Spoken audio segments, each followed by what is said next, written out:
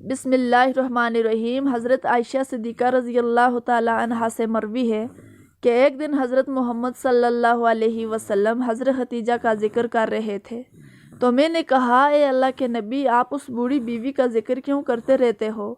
اللہ تعالیٰ نے اس سے بہتر بیوی سے آپ کو نوازا ہے۔ حضرت عائشہ صدیقہ رضی اللہ تعالی عنہا نے کہا کہ جب میں نے یہ بات کہی تو نبی پاک صلی اللہ علیہ وسلم کا چہرہ مبارک سرخ ہو گیا۔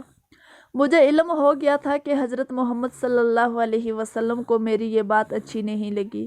پھر حضرت عائشہ صدیقہ رضی اللہ تعالیٰ عنہ نے فرمایا کہ اللہ کے نبی، آپ ناراض کیوں ہو رہے ہو؟ مجھ سے غلطی ہو گئی ہے، میں آج کے بعد ایسی بات کبھی بھی نہیں کروں گی۔ حضرت محمد صلی اللہ علیہ وسلم حضرت عائشہ رضی اللہ تعالیٰ عنہ کو معاف کرتے ہوئے فرمایا کہ حضرت خدیجہ رضی اللہ تعالیٰ عنہ کو میں کیسے بھول سکتا ہوں؟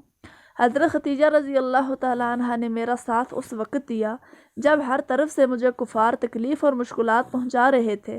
حضرت خدیجہ رضی اللہ تعالیٰ عنہ اس وقت میرا سہارا بنی جب مشرکین میری جان لینے کے پیچھے پڑے ہوئے تھے۔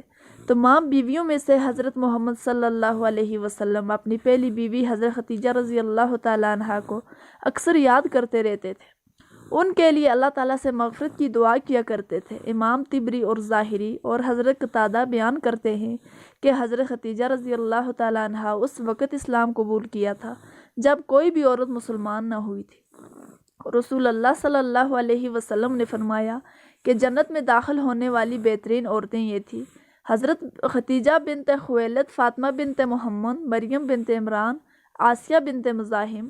حضرت ابراہیم علیہ السلام کے علاوہ رسول اللہ صلی اللہ علیہ وسلم کو اللہ پاک نے جتنی بھی اولاد عطا کی تھی وہ حضرت خدیجہ رضی اللہ تعالی عنہ کے بطن سے ہی پیدا ہوئی تھی۔ حضرت خدیجہ رضی اللہ تعالی عنہ کے وصال کے بعد قریش کے لوگوں نے رسول اللہ صلی اللہ علیہ وسلم پر بہت ظلم کیے۔ امام قرطبی نے سورہ تحریم کی تفسیر اس طرح سے بیان کی ہے کہ حضرت خدیجہ رضی اللہ تعالی عنہ کے وصال کے بعد حضرت فاطمہ رضی اللہ تعالی عنہ اکثر اداس رہا کرتی تھی۔ ایک دفعہ حضرت فاطمہ رضی اللہ تعالی عنہ نے رسول اللہ صلی اللہ علیہ وسلم کو فرمایا کہ اے ابا جان، آپ حضرت جبرائیل علیہ السلام سے میری والدہ کے بارے میں پوچھیں۔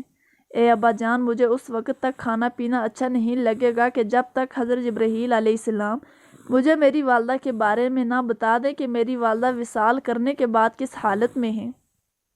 نبی پاک صلی اللہ علیہ وسلم نے حضرت جبرائیل علیہ السلام سے حضرت خدیجہ رضی اللہ تعالی عنہ کے بارے میں پوچھا تو حضرت جبرائیل علیہ السلام نے آپ صلی اللہ علیہ وسلم کو فرمایا کہ آپ اپنی پیاری بیٹی کو فرما دیں کہ حضرت خدیجہ رضی اللہ تعالی عنہ حضرت سیدہ سارہ علیہ السلام اور حضرت مریم علیہ السلام کے ہمراہ جنت میں بڑی شان و شوکت کے ساتھ رہ رہی ہیں۔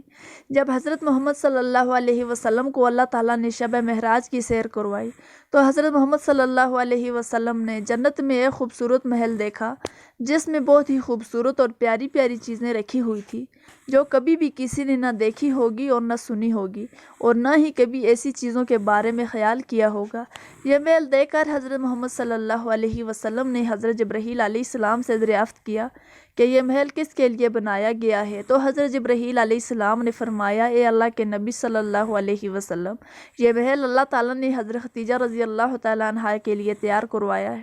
حضرت جبرائیل علیہ السلام کی یہ بات سن کر حضرت محمد صلی اللہ علیہ وسلم نے فرمایا کہ اللہ تعالیٰ کا لاکھ لاکھ شکر ادا کرتا ہوں کہ اللہ تعالیٰ نے حضرت خدیجہ رضی اللہ تعالیٰ عنہ کو دنیا میں مال اور دولت خرچ کرنے کے بدلے میں جنت میں اعلیٰ محل اور مقام عطا کرے گا۔ اس بات میں کوئی شک نہیں کہ حضرت خدیجہ رضی اللہ تعالیٰ عنہ کی زندگی عورتوں کے لیے بہترین نمونہ ہے۔ حضرت محمد صلی اللہ علیہ وسلم نے فرمایا کہ تمہارے اتباع و اقتداء کے لیے 4 عورتیں ہی کافی ہیں: مریم بنت عمران، خدیجہ بنت خویلد، فاطمہ بنت محمد اور فرعون کی بیوی حضرت آسیہ۔